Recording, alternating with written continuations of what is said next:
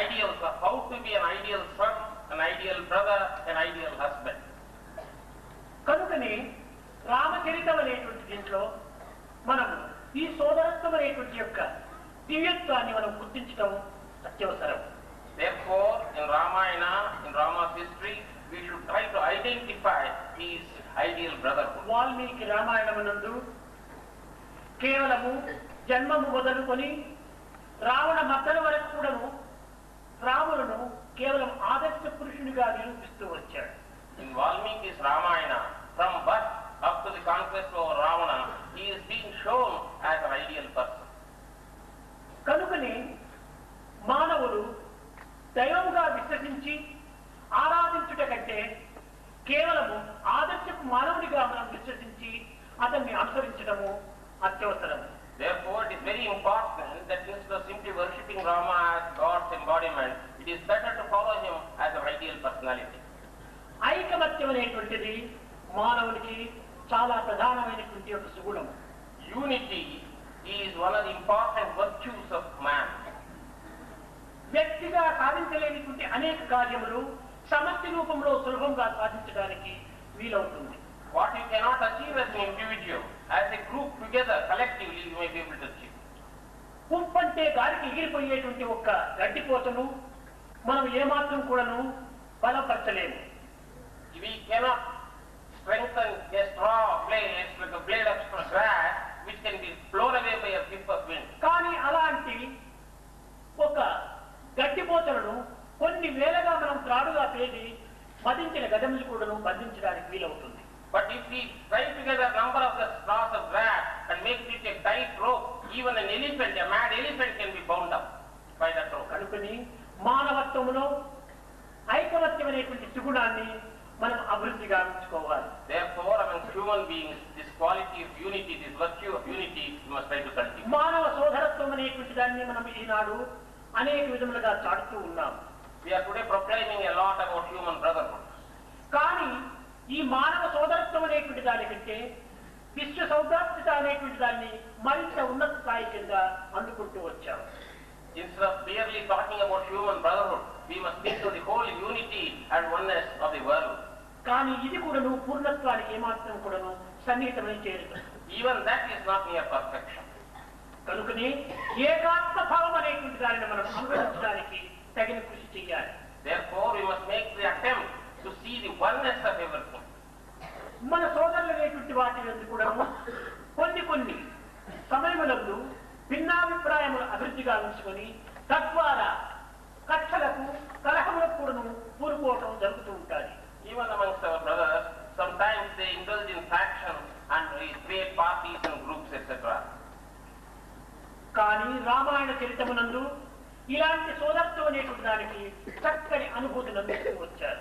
But Ramayana gives a good experience about the good type of brotherhood. తండ్రి యొక్క ఆజ్ఞ అరణ్యములకు వెళ్ళటం ఒక రాములకు మాత్రమే.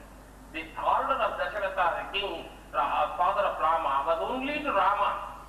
కానీ ఈ సోదరత్వానికి వియోగమును భరించుకోలేక లక్ష్మణుడు కూడాను రాముల వెంట వెళ్ళడానికి ప్రయత్నించాడు.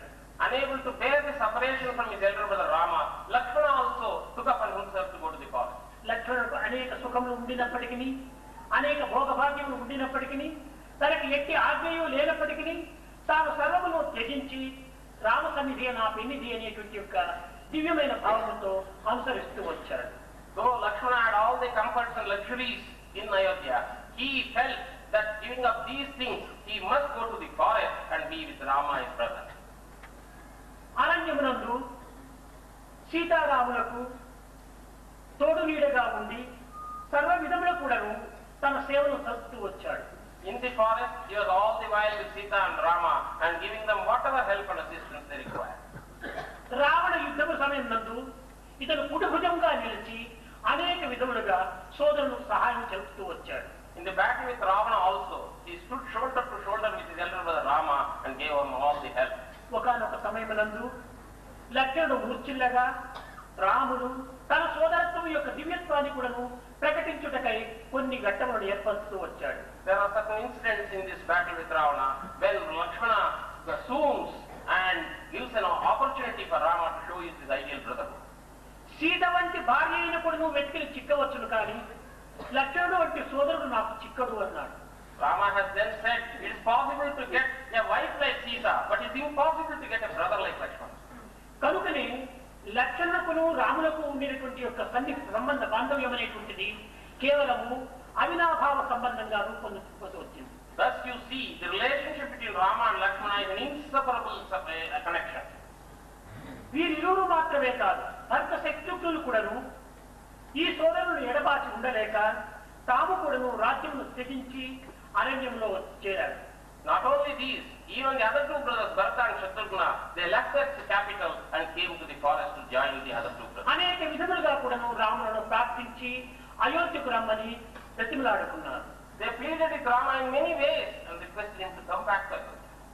కానీ పితృఆజ్ఞ పరిపాలన శిరసావహించటము నీకును నాకును ఇరువులకు నీ సరైనటువంటి యొక్క అర్హత అనగా బాధ్యత అనేటువంటి రీతిగా అనేక విధములుగా రామును ఓదార్చి భరతుని అయోధ్యకు పంపాడు.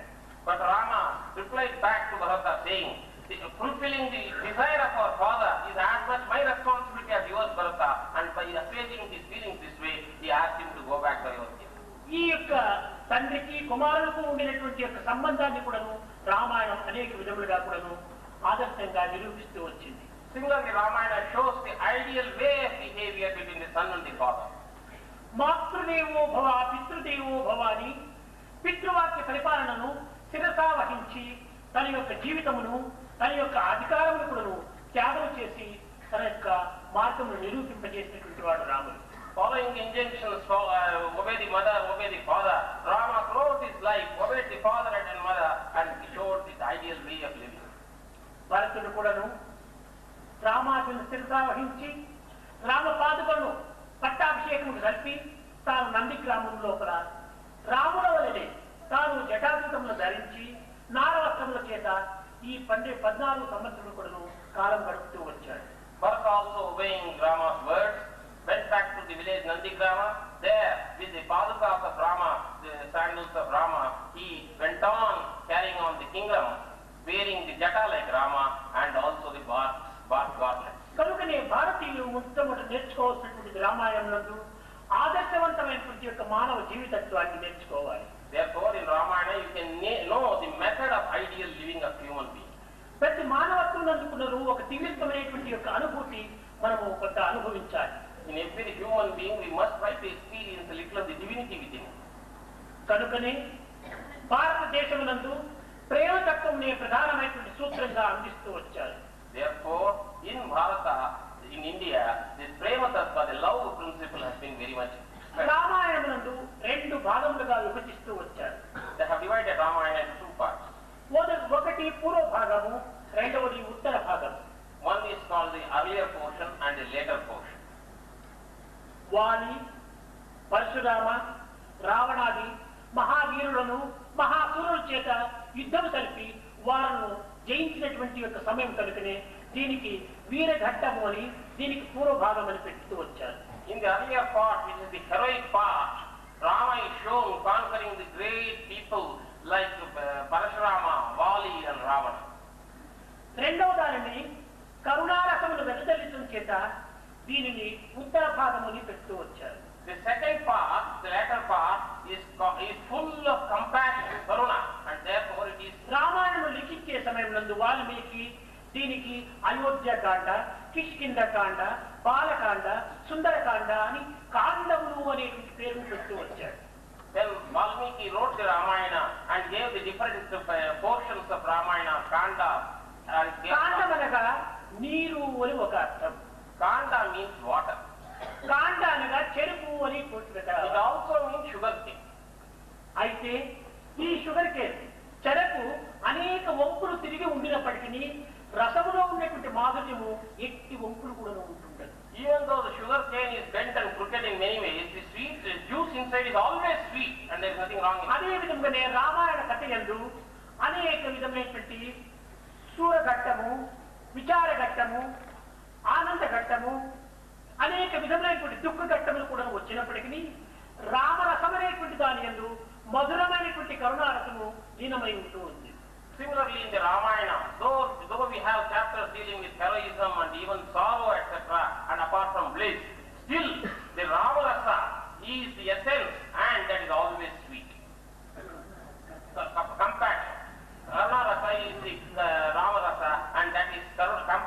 is very sweet. ఇక్కడ రాములను Ganga నదిగా పోల్చుకున్నాడు Valmiki. Valmiki has here compared Rama to the Ganga river, Ganges. Lakshmana Sarayu నదిగా పోల్చుకున్నాడు. Lakshmana is compared to the Sarayu river. Ganga నది అనేటువంటిది కేవలము ఒక కరుణారసం. Ganga is the river of compassion. ఇంకా లక్ష్మణుడు అనేటువంటి యొక్క సరయూ నది ప్రేమరసం. Lakshmana representing Sarayu is representing love, Premarasa. Sarayu నది గంగా నదిలో చేరినట్టుగా ప్రేమరసం కరుణారసంలో చేరటం చేత జగత్తుకంతకుడును ఆనందరసంగా రూపొందింపబడుతుంది. Like the Sarayu joining the Ganga, when the Premarasa combines with the Karunarasa, the whole world is happy and blissful. ప్రేమ వల్లనే మానవత్వం అనేటువంటిది జీవించడానికి వీలవుతుండాలి. It is only through love that humanity can survive. ప్రేమ ఏనాడు కూడా ఒకరిని ద్వేషించేటువంటిది కాదు. Love is one which has no place for hatred. ప్రేమ వల్ల దూరస్తుని కూడాను సన్నిహితుని గావించుకుంటున్నది. Through love, you can make even a person far away come near you. వియోగస్తుని కూడాను సంయోగం గావించుతున్నది. One who is separated can become united with you. పశుత్వాన్ని కూడాను పశుతత్వంగా మారుస్తున్నది. From animals level, you can make it into the Lord of animals. కనుకనే ప్రేమ మానవత్వానికి ప్రధానమైనటువంటి యొక్క గుణము అనేటువంటి దానిని నిరూపిస్తూ వచ్చింది. Thus, love is one of the important qualities of humanity. ఈ ప్రేమను కోల్పోవటం చేతనే మానవుడు దానవుడుగా రూపొందుతున్నాడు. Because he is throwing away this love principle, he is becoming a Rakshasa. ప్రేమ చేత మనము అనేక విధమైనటువంటి యొక్క దుఃఖములను మర్చిపోవడానికి వీలవుతుంది. Through love, we can forget lot of our miseries and sorrows. ప్రేమను కోల్పోతిమా మనం అనేక విధములుగా కూడా సాధించినటువంటి యొక్క దివ్యత్వాన్ని కూడా కోల్పోతాం. On the other hand, if you give up the love principle, even the little divinity which you have acquired after effort, you will lose. కనుకనే ప్రేమకు ఒక విధమైనటువంటి త్రికోణములని కానీ త్రిభుజములని కానీ పేరు వచ్చింది. Thus, this prema can be considered as having three arms. ఒక్కటి ప్రేమ నిమిత్తమే. One is prema, love for love's sake. రెండవది ప్రేమ ఇచ్చుకొనుటే కానీ పుచ్చుకొనుట లేదు. Second aspect is love is for giving and never taking. ప్రేమకు భయం ఎప్పటికీ ఉండదు. And in love there can be no place for fear. కనుకని ఈ మూడు గుణములతో చేరినటువంటి కనుక ప్రేమ, ఈ ప్రేమ తత్వాన్ని మనం అనుభవిస్తూ దివ్యత్వమైనటువంటి యొక్క దైవత్వాన్ని ప్రార్థించడానికి తగినటువంటి యొక్క అర్హతను సంపాదించుకోవాలి. So this threefold quality of love, if we cultivate, then we can also obtain the necessary qualification to realize divinity. భగవంతుని మనం అనేక విధములుగా కూడా ప్రార్థిస్తున్నాం. We are praying to God in many ways. ఇక్కడ కబీర్ దాస్ చెప్పాడు. Here Kabir Das has said, భగవంతుని రమించినటువంటి వాడే భగవంతునికి సన్నిహితుడవుతాడన్నాడు. Kabir Das has said, he who has enjoyed God is the man who is nearest to God. భగవంతుడు వరించినటువంటి వాడే భక్తుడు హరిస్తాడు అని అన్నాడు. He who prays to God becomes a devotee. వాంఛారహితుడిని మాత్రమే భగవంతుడు వరిస్తాడు అన్నాడు. Only with the desire for something he loves God. The desireless state is the only person who can love God. తులసిదాసు చెప్పాడు, హృదయములో రామనామము, అస్తములో కర్తవ్య కర్మలు ఆచరించమన్నారు. Tulsidas has said, you must keep the Lord in your heart and do the duty by your hand. దీనిని హిందీ ప్రజలు కూడా వాడుతుంటారు. దిల్ మే రామ్, హాత్ మే com అంటారు. This is what the Hindi saying is, in the heart of Rama and in the hands. కనుక మనము లోపల భగవంతుని ప్రార్థిస్తూ మన చేతులతో కర్తవ్య కర్మలు ఆచరించాలి. So you see, we must always be praying to God inside and go on doing our duty. ఏ కర్మలు ఆచరించినప్పటికీ ఈ ప్రేమ ఫలాపేక్ష సహితంగా ఆచరించకూడదు. Whatever work we do, we should not do it with the eye on fruits. ఈనాడు కలియుగములో ఒక విధమైనటువంటి ఫలాపేక్ష లేక భగవంతుని ప్రార్థించేటువంటి వ్యక్తి కానరాడు. In this present day Kali Yuga, there is no individual who goes to God and prays without desire for something. ఏ చిన్న పూజలు చేసినా, ఏ ప్రార్థన చేసినా పెద్ద ఫలితాన్ని ఆశించి చేస్తున్నాం. Whatever prayer we offer to God or whatever little worship we do, we always have along enter perfect love. Only మనము ఇచ్చుకోవటమే మన యొక్క ప్రేమ యొక్క లక్ష్యం. Giving alone it should be the aim of love. అంతేకాని నా ప్రేమను నీకు ఇస్తున్నాను కనుక భగవంతుడా నాకు ఈ ఫలితం అందించమని మనం ప్రార్థించరాదు. You cannot tell God, I am giving you love, therefore give me back to me. ఈ ఫలాపేక్షతో ప్రార్థించేటువంటి ప్రేమించేటువంటి ప్రేమతత్వము పూర్ణత్వాన్ని పొందలేదు. Therefore that love which is backed by desire cannot be called perfect. అనేక మంది తిరుపతి కూడాను వెళుతుంటారు. Many people go to Tirupati. తుచ్చమైన బొచ్చు ఇచ్చి ఉచ్చమైన కోరికలు కోరుకుంటారు. They give this useless hair and then you see try to ask for the highest desire to be fulfilled. ఇది భగవంతునకు ద్రోహం చేసినట్టుగా ఉంటుంటారు. This is a way of behaving against God. నీ యొక్క తుచ్చమైనటువంటి వెంట్రుకల చేతనే భగవంతుడు తృప్తి చెందుతున్నాడా?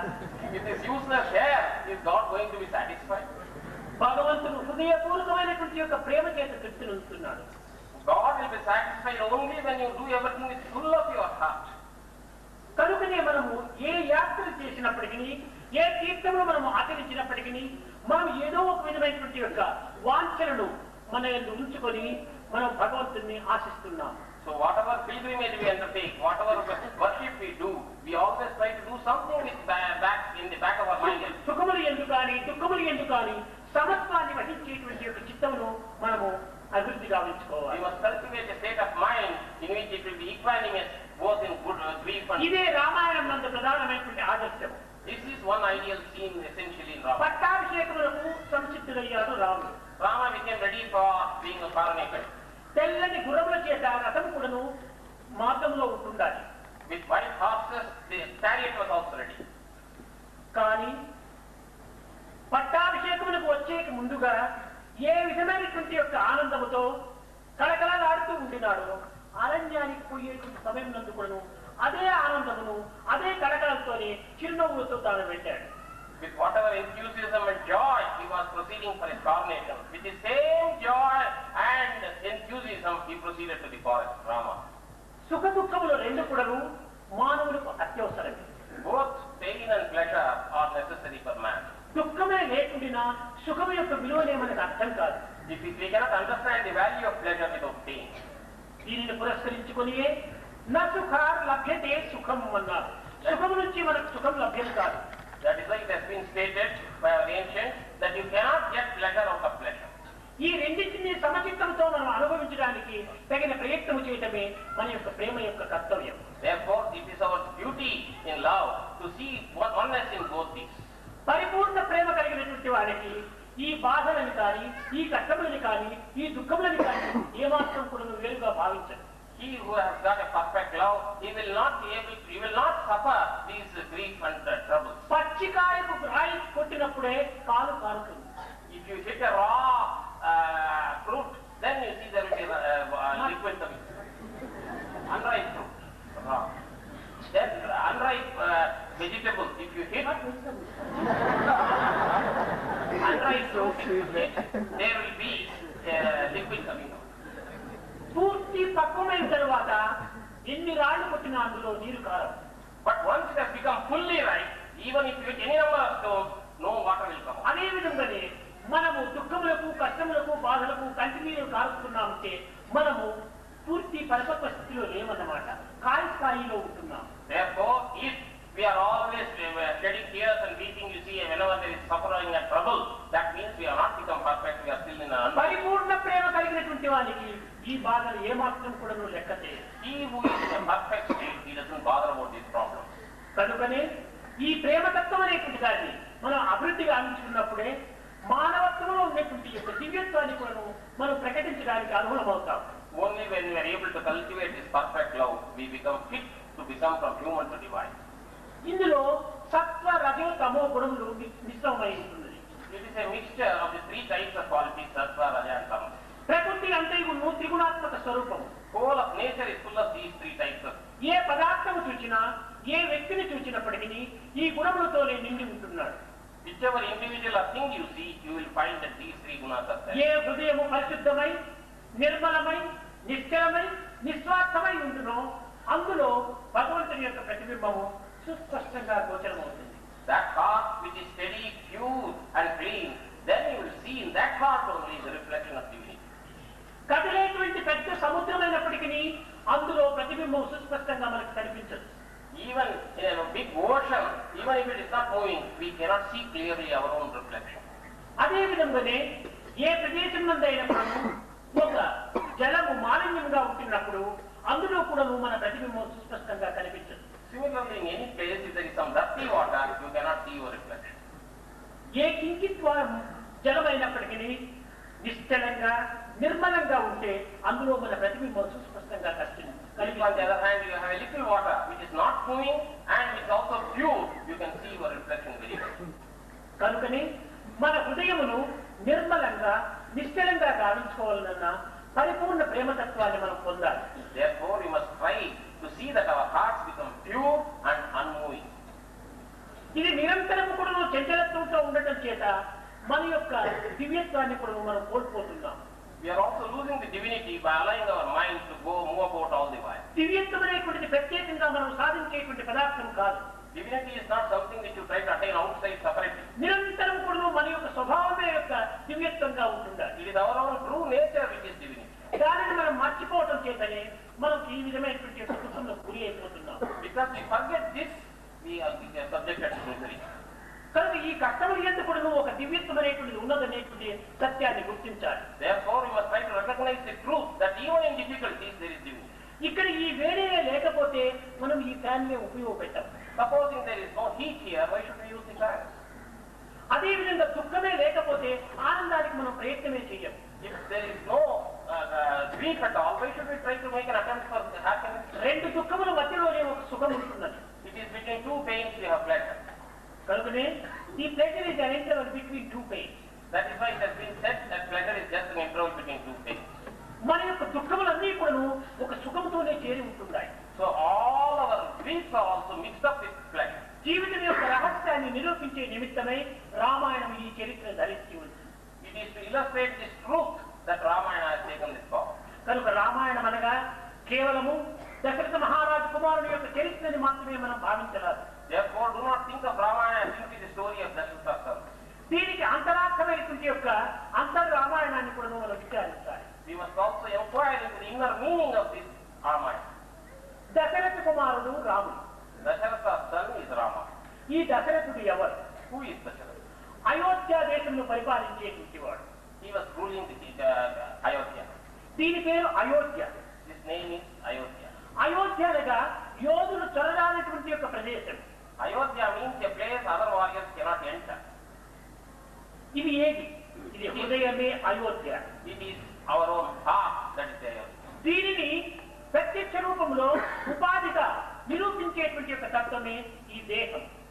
It is directly illustrated by our body. దీనికి దశరథుడు ఒక్కొక్క రీతిగా ఈ యొక్క వేదము మార్పుతూ చేసుకుంటూ వచ్చింది. Along with the change in the generation to generation and the changes in human qualities, the Vedas also assume forms. ప్రజ్ఞానులైనటువంటి వారికి వేదము ఉపనిషత్తులే ఆదర్శంగా నిరూపిస్తూ వచ్చారు. Those who have got wisdom, the Vedas etc. are giving them enough time. కేవలం పామరులైనటువంటి వారికి పురాణములు ఇతిహాసములు ఆధారంగా For తెలుసుకున్నారు. ordinary people, the Itihasas and Puranas are used. అయితే ఈ పురాణ ఇతిహాసములు ఎందుకు కానీ వేదాంగములు ఎందుకు కానీ భగవత్ తత్వం ఒక్కటిగానే ఉంటుంది. But whether it is Itihasas or Puranas or Vedas or Vedangas, the principle of divinity is identical. కనుక ఇక్కడ దివ్యత్వమైనటువంటి యొక్క తత్వాన్ని మనం గుర్తించాలి కానీ వేదాంగములని కానీ ఉపనిషత్ పురాణములు అనేటువంటి పేర్లతో మాత్రమే మనం కేవలము విభాగం చేసుకోవటం మంచిది కాదు. We should not lay so much emphasis on the division of Vedas, Vedangas and Itihasas and Puranas, but see the unique principle of divinity in all of them. కనుకనే రామతత్వం అనేటువంటిది అనేక విధములుగా ఈ త్రిగుణాలు ఎందుకు తన కళ్యాణ సమయం నందు నిరూపిస్తూ వచ్చాడు.